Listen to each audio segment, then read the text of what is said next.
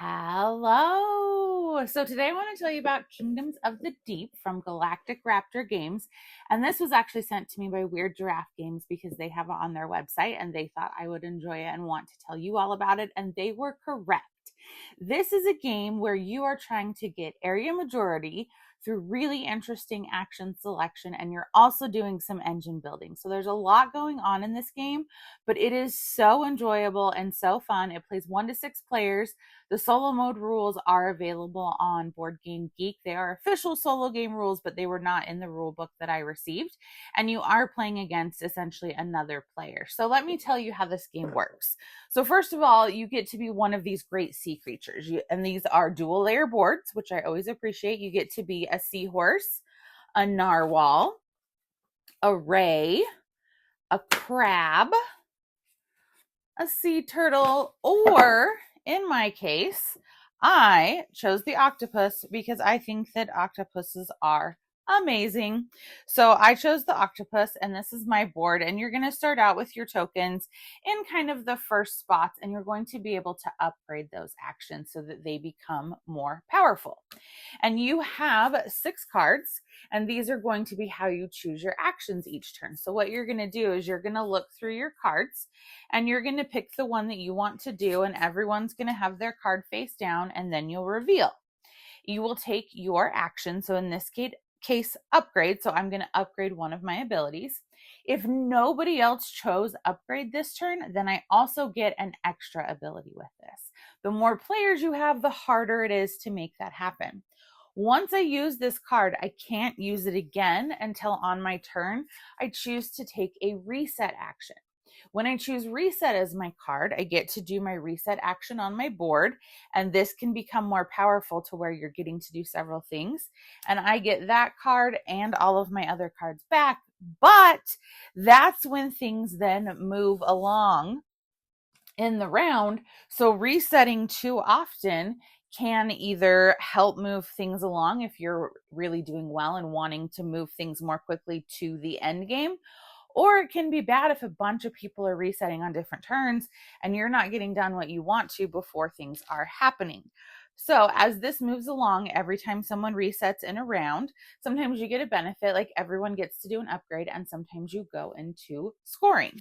So there are 3 ages in this game, and there will always be a goal for each game. And then depending on your player count, it will tell you what happens in the end game. And there are then going to be a different goal for round 2 and round 3. They give you something instant that can happen on a turn, and they also give you things that will score during that end of round scoring. So as you can see, you have these things going on, you know what's coming, and there's beginner and advanced goals, and there's quite a few. So it gives you a lot of good variety, which I always appreciate. And then people will be moving along this score track. So all of that's happening, but where is all of this happening? Well, out in the central board. So the center of the universe is Atlantis. And then we take the Trident cards and we set those out around Atlantis. And they are going to be different terrain types. So there are 6 different types of terrain. And then everything else simply gets placed out randomly around the board. So the board has variable setup, which again, great thing.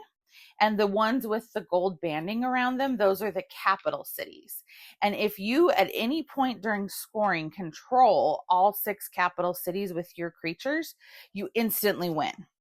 Don't plan on that happening often, at least not in my experience, because people are going to do their very best to prevent you from doing that. So everyone's going to have a focus terrain at the beginning that you choose on your board. So I chose this terrain, which means I get to take one of each of my creatures, and look how cute they are, those wooden octopuses, and I get to put them on that terrain type. So this one.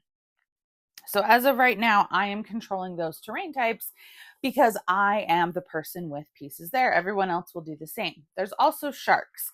You have these little wooden sharks, or you can use the bigger shark standees, whichever you prefer, and more sharks will join the board. Now, on your turn, what can you do? You can do some different things. Like I did one, I showed you upgrade and reset. But another one is the shark action. I can move the shark around the board, and if I potentially go into a spot with another player's token, I give it back to them. Enjoy, no longer yours. And then I get to move up on my bait track and get benefits that are along the bottom of my board. So I can also deploy, which means that I get to put one of my octopus out there on either a hex that I'm already on or one that's adjacent. My other option is move. And move means I get to move one of my pieces, one of your pieces, or one of the sharks one hex adjacent. And the number of times you get to perform these actions is based on your board. So initially I only get to move one, but as I upgrade, I get to do it more and more. So I'm getting to take bigger actions, which is great because then I'm chaining things together and making more happen. Then I can bolster, which means that I'm getting to go onto my preferred areas. And there's a way to actually get a second preferred area in the game as well. And then we are back to reset and upgrade. So through those series of actions, you're going to be moving things around the board, trying to get majorities in the capital cities so that you can score the most points there. You're also going to be working on the round objectives, because when you get to the scoring sections for round 1, 2, and 3, you're going to score those. And if you put your tokens or other players' tokens on Atlantis, then they actually go into Atlantis. And at the end of the game, you will take all of the pieces out of there, and whoever has the most will get some bonus points, second most, and so on.